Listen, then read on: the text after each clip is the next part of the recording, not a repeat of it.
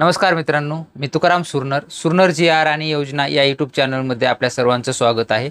आजच्या व्हिडिओमध्ये एक आपण महत्त्वाची माहिती पाहणार आहोत, तो म्हणजे शैक्षणिक क्षेत्रामध्ये जर पाहिलं तुम्ही तर विद्यार्थी जर पाहिलं तर आपला MPSCचा अभ्यास करत असतील, काही विद्यार्थी UPSCचा अभ्यास करत असतील, काही इतर कोणत्याही परीक्षेचा जर अभ्यास करत असतील तर त्यांच्यासाठी त्यांना सहाय्य व्हावं, त्यांना ऑनलाईन सुविधा मिळावी याच्यासाठी जर पाहिलं तर काही संस्थेमार्फत त्यांच्यासाठी पूर्व प्रशिक्षण म्हणून त्यांच्यासाठी 11 महिन्याचा जो काही हा ऑनलाईन प्रवेश असेल तो केला जातो आणि त्यांना त्यांच्या अंतर्गत जर त्यांची CET घेऊन चांगले मार्क वगैरे आले असते तर त्यांना शिष्यवृत्ती सुद्धा दिली जाते।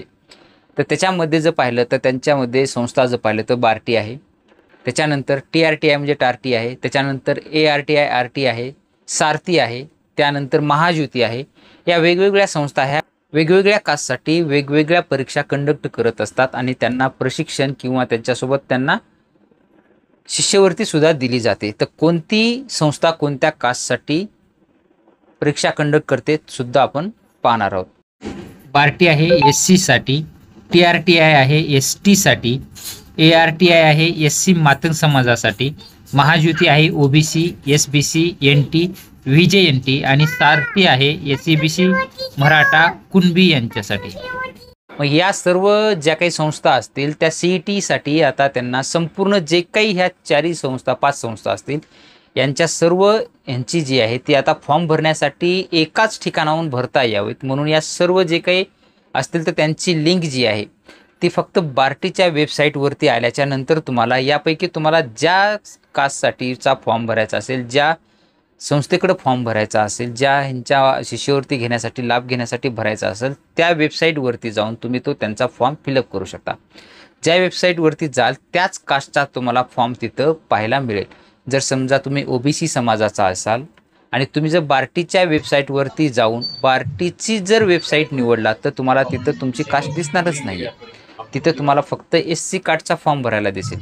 बार्टीच्या वेबसाईटवरती आल्याच्या नंतर तिथं ज्या काही लिंक दिलेल्या असतात तुम्हाला कोणत्या समाजाची शिष्यवृत्ती तुम्हाला पाहिजे आहे त्यासाठी भरण्यासाठी तुम्हाला तिथं फॉर्म दिला जातो। जर तुम्ही OBCचे असाल तर तुम्हाला तिथं महाज्योतीचीच वेबसाईट ओपन करावी लागेल। बार्टीच्या वेबसाईटवरती येऊन तुम्हाला महाज्योतीचा जो काही तिथं फॉर्म भरण्यासाठी लिंक दिलेली आहे त्याच्यावरती जाऊन तुम्ही तो फॉर्म भरू शकता। ते कसं भरायचं सविस्तर आजच्या व्हिडिओमध्ये आपण माहिती पाहणार आहोत। स्टेप बाय स्टेप व्हिडिओ शेवटपर्यंत पहा, संपूर्ण माहितीला तुम्हाला याच्यामध्ये दिली जाणार आहे। तर चला आजच्या व्हिडिओला सुरुवात करूया। त्यासाठी तुम्हाला तुमचं जे काही क्रोम असेल क्रोममध्ये जायचं आहे आणि barty.in असं सर्च करून घ्यायचं आहे। सर्च करून घेतल्यानंतर तुमच्यासमोर ही अशी वेबसाईट ओपन होईल। त्या वेबसाईटमध्ये इथं तुम्ही उजव्या बाजूला पाहू शकता, इथं बार्टी आहे, TRTI आहे, सारथी आहे खाली, त्यानंतर खाली महाज्योतीचा सुद्धा लिंक आहे, त्यानंतर ARTIची लिंक आहे। अशा वेगवेगळ्या लिंक आहेत। तुमची जी साठी तुम्हाला फॉर्म भरायचा असेल त्यावरती क्लिक करायचं। आपण महाज्योतीचा फॉर्म भरणार आहोत म्हणून महाज्योतीवर आपण क्लिक केलेलं आहे। त्यानंतर तुमच्यासमोर अशी वेबसाईट महाज्योतीची ओपन होईल। इथं लॉग इन आणि रजिस्ट्रेशन आहे। थोडंसं खाली स्क्रोल केल्याच्या नंतर तुम्हाला इथं तारखा दाखवल्या जातील की हा फॉर्म तुम्ही कधीपर्यंत भरू शकता। त्यासाठी तुमचं 1 ऑगस्ट 2025 पासून सुरुवात झालेली आहे। शेवटची तारीख फॉर्म भरण्याची 20 ऑगस्ट आहे आणि 25 ऑगस्टपर्यंत तुम्ही तुमच्या फॉर्मची प्रिंटआउट घेऊ शकता काढून।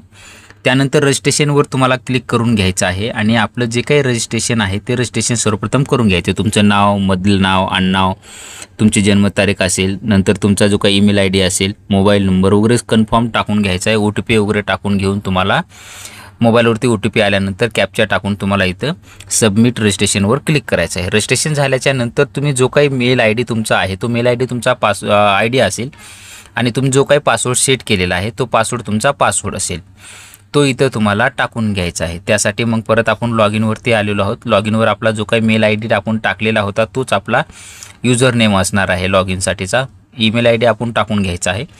त्यानंतर मग आपला पासवर्ड आपण जो काही सेट केलेला होता तो आपण इथं टाकून घेणार आहोत। टाकून घेतल्यानंतर साइन इनवर आपल्याला क्लिक करून घ्यायचं आहे। साइन इन केल्यानंतर आपण आता प्रोफाईल आपलं लॉग इन झालेलं आहे। त्यानंतर तुम्ही रजिस्ट्रेशन केलेली माहिती तुम्हाला इथं काही ऑटोमॅटिकली फिलअप झालं जाईल, नाव, तुमची जन्मतारीख वगैरे। त्यानंतर मग तुमचं वडिलांचं नाव जे असेल ते तुम्हाला इथं वडिलांचं नाव तुमचं इथं टाकून घ्यायचं आहे। तुमच्या कागदपत्रावरती जसं नाव असेल त्या पद्धतीनं तुम्ही ते कागदपत्रावरचं नाव टाकून घ्यायचं आहे। त्यानंतर मग खाली तुमच्या आईचं नाव इथं टाकून घ्यायचं आहे। आईचं नाव तुमचं जे काय असेल तेच नाव तुम्हाला इथं व्यवस्थित स्पेलिंग वगैरे टाकून घ्यायचे आहे। त्यानंतर मग तुमचं नॅशनॅलिटी जी आहे ते नॅशनॅलिटी इंडिया असेल, इंडियन, आउटडोअर असेल, आउटडोअर ते आपण टाकून घ्यायचं आहे. त्यानंतर तुमचा आधार नंबर जो आहे तो आधार नंबर इथं तुम्हाला टाकून घ्यायचा आहे. त्यानंतर तुमचं जेंडर सिलेक्ट करून घ्यायचं आहे. नंतर मग तुमचं लग्न वगैरे झालेलं आहे का ते टाकून घ्यायचं आहे. त्यानंतर मग तुमचं जे काही नावागात चेंज बदल झालेला आहे का ते असेल तर टाकून घ्यायचं आहे. त्यानंतर मग तुमचं जे काय आता तुम्ही फॉर्म फिलअप करताय ते आपण महात्मा ज्योतिराव फुले रिसर्च यांच्या महाज्योती अंतर्गत भरतोय ते शेड्यूल करून घ्यायचे आहे. तुम्हाला इथं 3 ऑप्शन तुम्हाला तुमच्या ह्याच्यानुसार ऑप्शन दाखवले जातील. UPSCचा आहे, MPSCचा पण आहे आणि नॉन गॅजेट MPSCचा पण आहे. आपण UPSCचा सिलेक्ट केलेला आहे.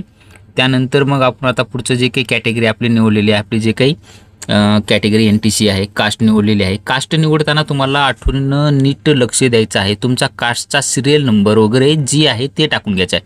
ते जर पाहायचं झालं तर कसं करायचं, तुम्ही तुमचं जे काही कास्ट सर्टिफिकेट आहे वेगवेगळ्या सिरियल नंबर असू शकतात, एकच जात आहे पण सिरियल वेगळे असू शकतात. तुमचं कास्ट सर्टिफिकेटवर जायचं आहे. तुमच्या नावाच्या नंतर तुमची कास्ट आणि SR नंबर जे काही नंबर आहे परत ऑब्लिकमध्ये जे असेल तुम्हाला हाच नंबर व्यवस्थितपणे तिथं निवडायचा आहे.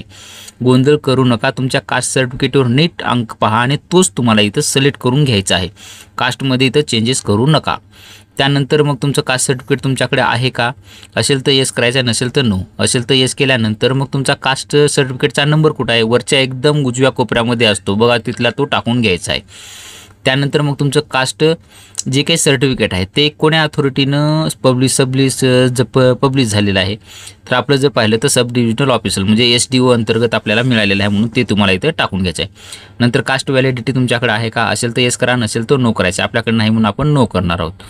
त्यानंतर मग तुमचं जे काही डोमॅसाईल आहे ते महाराष्ट्राचं आहे का, यस आहे. तर नंतर मग महाराष्ट्राचं डोमॅसाईल आहे तर त्याचा जे काही तुमचा नंबर जे असणार आहे, तुमचा जो काही कास्ट व्हॅलिडिटीचा महाराष्ट्राचा आहे ते तुम्हाला इथं आहे का ते टाकून घ्यायचं आहे. त्यानंतर नंबर कुठं पाहायचा, आपण जसं कास्ट पाहिलं त्याच पद्धतीनं नंबर असतो, तो पण नंबर तुम्हाला इथे टाकून घ्यायचा आहे. त्यानंतर मग अथॉरिटी काय आहे, त्यांचे तहसीलदार आहे, SDO आहे, काय असेल तुमच्या कागदपत्रावर ते तुम्हाला इथं सिलेक्ट करून घ्यायचं आहे. जर तुमचं नॅशनॅलिटी जुन्या पद्धतीचं असेल तर तुम्हाला नॉर्मली जर तुमचा जिल्हा वेगळा वगैरे झाला असेल तर तुमचं वेगवेगळे ऑफिस असतात, त्यामुळे तिथं ऑर्डरमध्ये टाकून तुमच्या सर्टिफिकेटवर जे आहे ते तुम्हाला इथं टाकून घ्यायचं आहे. आपलं जर पाहिलं तर एक वेगळं आहे, त्या पद्धतीनं आपलं जे आहे ते आपलं सब डिव्हिजन मॅजिस्ट्रेटचं आहे, त्याच्यामुळं आपण ते टाकून घेणार आहोत. कारण की आपलं SDO वगैरे नाही आहे किंवा तहसीलदार नाही आहे. त्याच्यामुळे तुमच्या कास्ट तुमचं जे काही नॅशनॅलिटी असणार आहे, एजो नॅशनॅलिटी, त्याच्यावरती जे आहे कोण तुमचं पब्लिश केलेलं आहे, तुम्हाला कोणी दिलेलं आहे तिथं दिलेलं असतं. जशा पद्धतीनं कास्ट आहे त्याच पद्धतीनं तुमच्या नॅशनॅलिटीवर सुद्धा असतं, ते तुम्हाला इथं टाकून घ्यायचं आहे ते व्यवस्थित. त्यानंतर मग तुमचं खाली जर पाहिलं तर फिजिकली डिसॅबिलिटी पर्सन आहात का तुम्ही, असाल तर येस करून घ्यायचं आहे तुम्हाला, नसाल तर तुम्ही तिथं नो करून घ्यायचं आहे. आपलं जे काही असेल तर आपण टाकून घेतलेलं आहे. त्यानंतर डिसॅबिलिटी आपली जी आहे ते आपण आता इथं सिलेक्ट करून घेणार आहोत. आपल्याला कुठलीही डिसॅबिलिटी नाही आहे म्हणून आपण इथं नो करणार आहोत.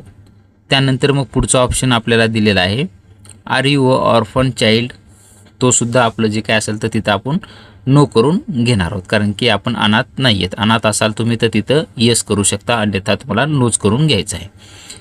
त्यानंतर मग पुढे तुम्हाला पुढचा ऑप्शन येणार आहे, तुम्ही याच्या अगोदर कुठले बेनिफिट वगैरे घेतलेले आहे, असेल तर येस करा, नसेल तर तुम्हाला इथं नो करायचे आहेत महाज्योती अंतर्गतचे. त्यानंतर मग तुम्ही गव्हर्नमेंट एम्प्लॉयमेंट आहात का, नो. तुमच्याकडे नॉन क्रिमिनल आहे का, तर आपण महाज्योतीचे OBC अंतर्गत भरत असताना नॉन क्रिमिनल आपल्याकडे असावंच लागतं. नॉन क्रिमिनलचा तुमचा नंबर इथं टाकायचा आहे. नवीनमध्ये असेल तर इथं आउटवर्ड नंबर असतो, तो तुम्हाला इथं टाकून घ्यायचा आहे.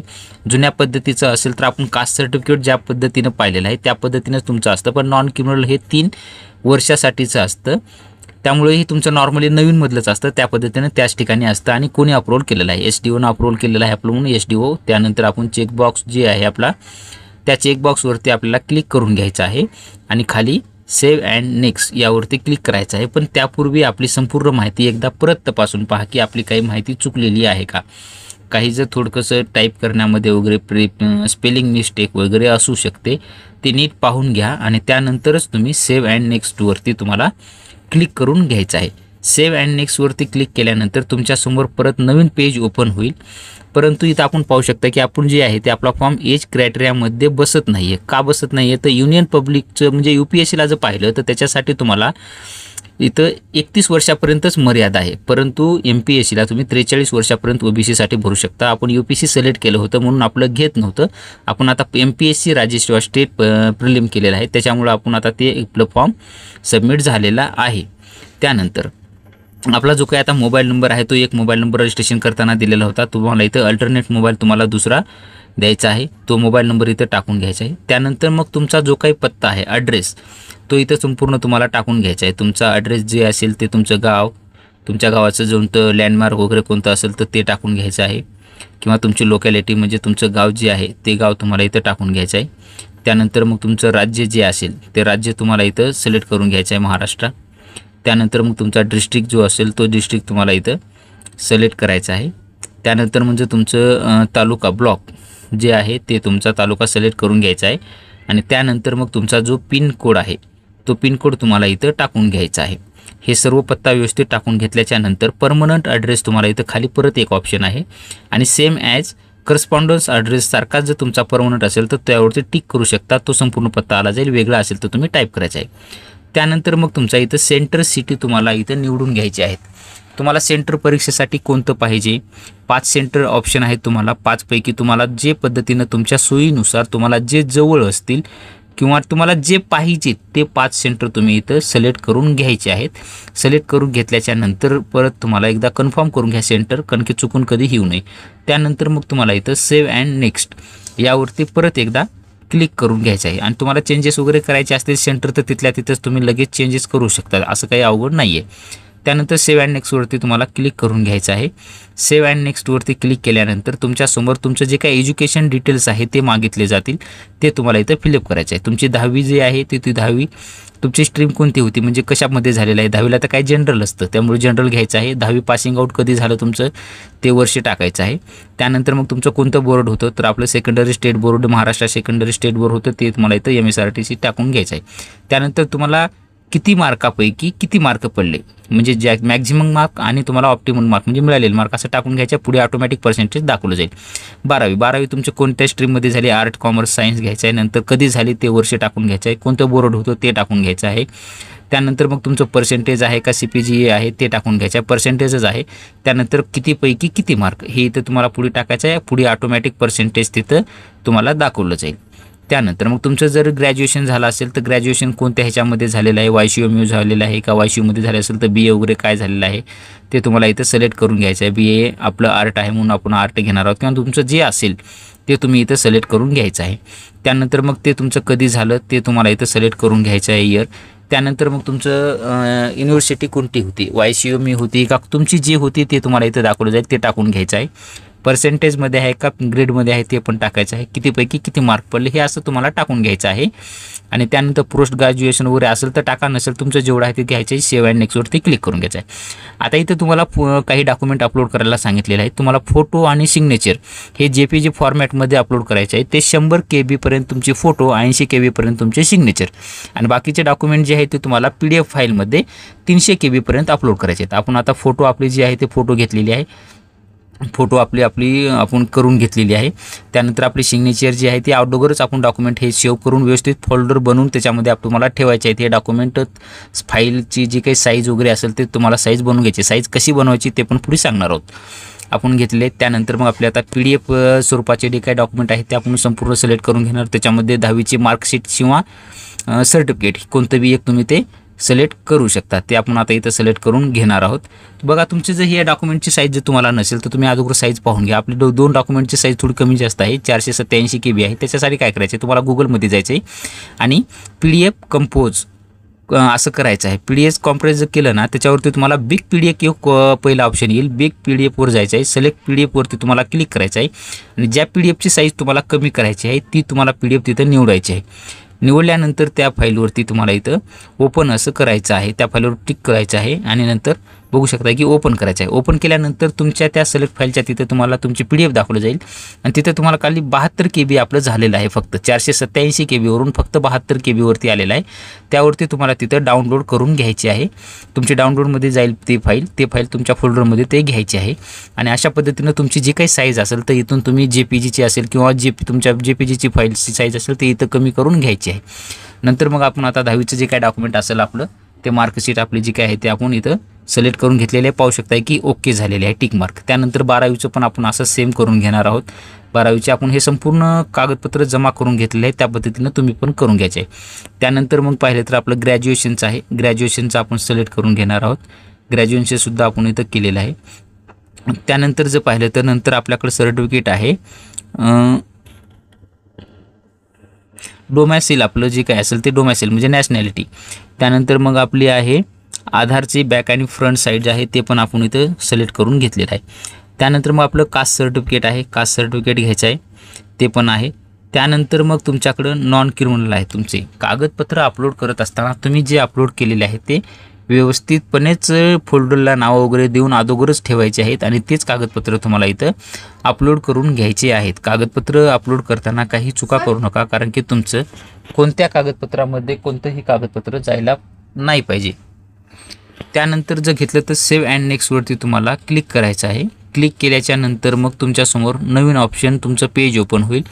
तुमचं जे काही CETचं जी फॉर्म आहे ते आता कंप्लीट झालं आहे. इथं पाहू शकता तुमचा ॲप्लिकेशन नंबर आलेला आहे, नाव वगैरे संपूर्ण आलेलं आहे. ते तुम्हाला संपूर्ण एकदा परत चेक करून घ्या सबमिट करण्याच्या फायनलला. त्यानंतर मग इथं डॉक्युमेंट तुमचं पाहू शकता की डॉक्युमेंट तुमचे अपलोडेड झालेले आहेत. त्यानंतर खाली तुम्हाला इथं सबमिटवर क्लिक करायचं आहे. काही मॉडिफाय करायचं असेल तर मॉडिफायवर चेंज करू शकता. आपलं ओके आहे म्हणून सबमिटवर आपण क्लिक करून घेणार आहोत. ओकेवरती क्लिक करून घेतल्याच्या नंतर तुमचा जो काही हा फॉर्म आहे तो फॉर्म पूर्णपणे भरलाच गेलेला आहे आणि आपल्या फॉर्मची आपण इथं पाहू शकता की प्रिंट आउटसुद्धा घेऊ शकतो. इथं घेऊ शकता प्रिंट, किंवा खाली एक तुम्हाला जर नॉन गॅजेटचा जो फॉर्म आहे ते पण इथं दाखवलं जाईल, किंवा तुम्ही कोणत्या फॉर्मसाठी पात्र असाल तर ते सुद्धा तुम्हाला इथं दाखवलं जाईल. ते सुद्धा फॉर्म तुम्ही इथं भरू शकता. त्यावरती क्लिक करायचं आहे, प्रोसीडवरती परत क्लिक करायचं आहे आणि जो काही आत्ता पद्धतीनं आपण जे फॉर्म भरलेला होता तोच माहिती तुम्हाला इथं ऑटोमॅटिकली काही दाखवली जाईल, काही तुम्हाला फिलअप करावं लागेल. हे थोडक्यामध्ये आपण ती सुद्धा माहिती, आपण जे काही पहिलं पेज असेल त्याची संपूर्ण माहिती आपण फिलअप करून घेणार आहोत.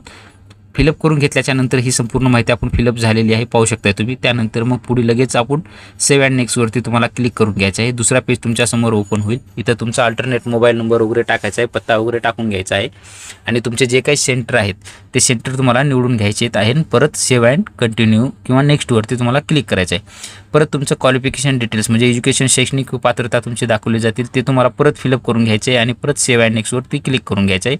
आणि आता पद्धतीनं आपण डॉक्युमेंट जसे अपलोड केले त्याच पद्धतीने हे डॉक्युमेंटसुद्धा तुम्हाला इथं अपलोड करून घ्यायचे आहेत आणि परत तुमचं सेव्ह अँड नेक्स्टवरती तुम्हाला क्लिक करून घ्यायचं आहे. क्लिक करून घेतल्याच्या नंतर हा तुमचा जो काही फॉर्म असेल तो ॲप्लिकेशन नंबर दुसरा पडलेला आहे तुम्हाला, आणि त्यानंतर तुमचं फायनल सबमिट हे तुम्हाला इथं खाली करून घ्यायचं आहे. फायनल सबमिट केल्याच्या नंतर इथं पाहू शकताय की तुम्ही एकच फॉर्म होता, आता तुमचे 2 फॉर्म झालेले आहेत. ह्या फॉर्मची प्रिंट आऊट तुम्ही घ्यायची आहे, तुमच्याजवळ सांभाळून ठेवायची आहे. आता कुठेही आपल्याकडे दुसरा अर्ज करण्यासाठी इथं दाखवत नाही. तर अशा पद्धतीने तुमचा फॉर्म फिलअप करून घ्यायचा आहे आणि त्यानंतर तुमचा जो काही ID पासवर्ड असेल तो लक्षात नीट ठेवा, कारण की तुम्हाला पुढच्या वेळेस तो लॉग इन वगैरे करण्यासाठी महत्त्वाचा पडू शकतो. अशाच पद्धतीचे नवनवीन अपडेट आपल्या सतत चॅनलवरती येत असतात. तुम्ही जर चॅनलवरती नवीन असाल तर आपल्या चॅनलला सबस्क्राईब करून बाजूचे बेल आयकॉन दाबून लाईक करायला मात्र विसरू नका, जेणेकरून व्हिडिओ अपलोड करताच त्याचं नोटिफिकेशन तुम्हाला लवकर मिळत जाईल. भेटूया नवीन माहितीसह नवीन व्हिडिओमध्ये. धन्यवाद.